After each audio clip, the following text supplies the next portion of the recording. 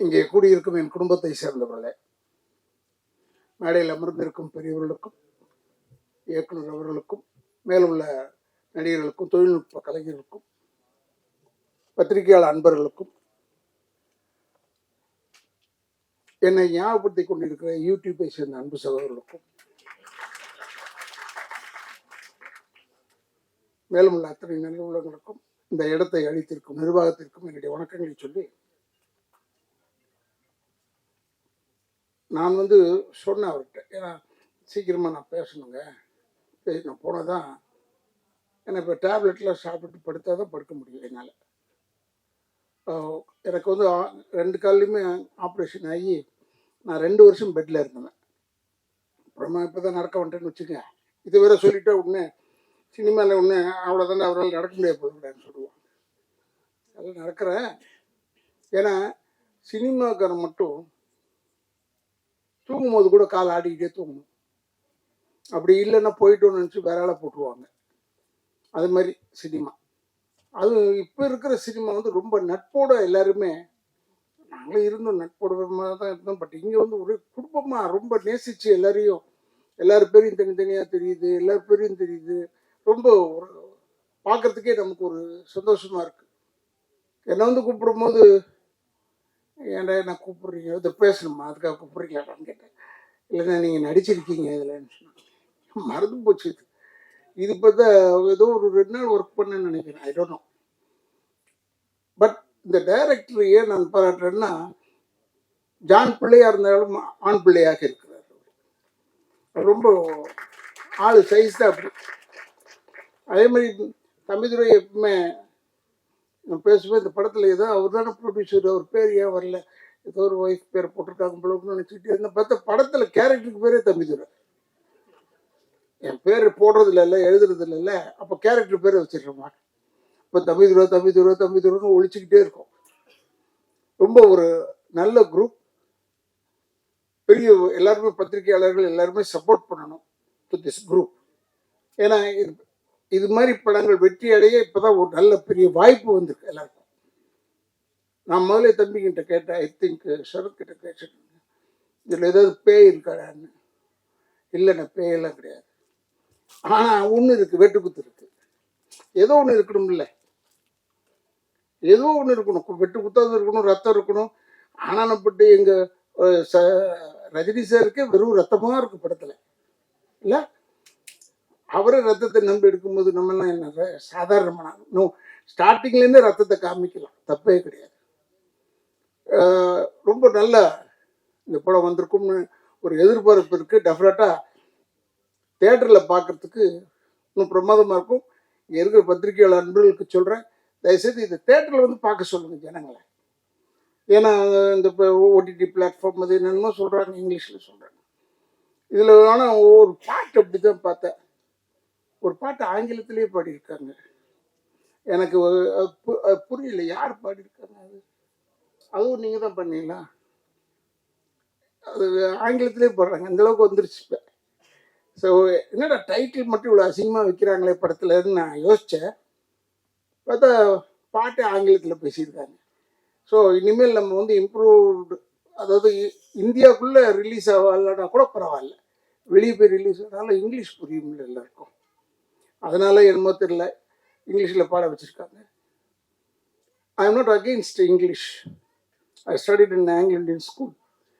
But still Tamil படம்னு வரும்போது ஏற்கனவே தமிழை கொலை பண்ணிகிட்டு இருக்காங்க. அதில் வேறு இப்போ ஒரு ஆங்கில பாட்டு அது இது வச்சு ரொம்ப தமிழை கொண்டாடாதீங்க, இல்லாமல் ஆக்கிடாதீங்க. இப்போ எப்படி தம்பிதுரை பாருங்க, சுயநலமாக தன்னுடைய பேரை ஹீரோக்கு வச்சு விட்டாரு. அது மாதிரியாவது இருக்கணும், ஒரு சுயநலம் வேணும்ல, இல்லைன்னா இது முடியாது.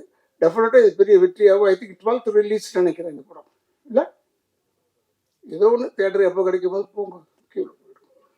ஏன்னா இப்பெல்லாம் பேப்பரை திறந்தா போதும், டெய்லி 2 படம் பார்த்துக்கிட்டே இருக்கோம். அது மாதிரி இல்லாமல் இந்த படம் பெரிய வெற்றியாக அமைய வேண்டும். ஏன்னா சகோதரருக்கு இந்த கதாநாயகனாக நடித்தவர்கிட்ட வரும்போதே சொன்னேன், உன்னை எங்கேயோ பார்த்த மாதிரி இருக்கிறியா, நல்லா இருக்கிறியா நீ அப்படின்னு சொன்னேன்.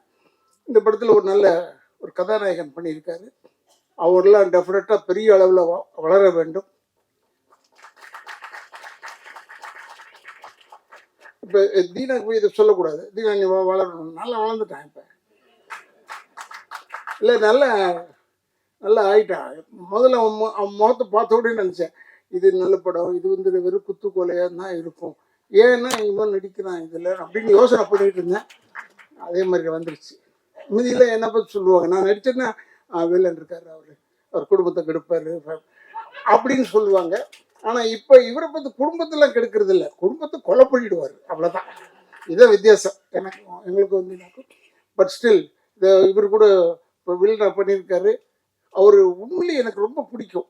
இப்போ லேட்டஸ்டாக இவர் தான் யங் யூத் வில்லன். இப்போ தீனா அங்கேருந்தெல்லாம் கொஞ்சம் ப்ரொமோஷன் வாங்கியிருக்காருன்னு நினைக்கிறேன். ஏன்னா நான்லாம் ரொம்ப ப்ரொமோஷன் வாங்கி ரொம்ப தூரத்துக்கு போயிட்டேன்.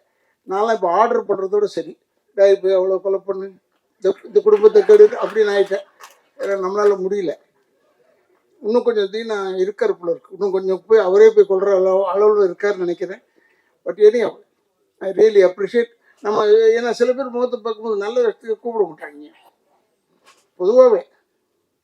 என்ன அச்சமில்லை படம் பண்ணும்போது டைரக்டருக்கு கேபி சார்கிட்ட போய் நான் எப்பயுமே அட்வான்ஸ் வாங்குறது அவர்கிட்ட வாங்குவேன். பணம் தர மாட்டாங்க, இருந்தால் கூட அவர்கிட்ட தான் போய் வாங்குவேன், சண்டை போட்டாவது வாங்கிடுவேன். அது ஒரு ஒரு எனக்கு ஒரு ப்ராக்டிஸ். நான் ஃபர்ஸ்ட் படம் மண்மதிலேருந்து அவரோட ஒர்க் பண்ணிகிட்ருக்கேன். அப்போ அவர்கிட்ட போய் கேட்டேன். நான் கேட்டதுக்கு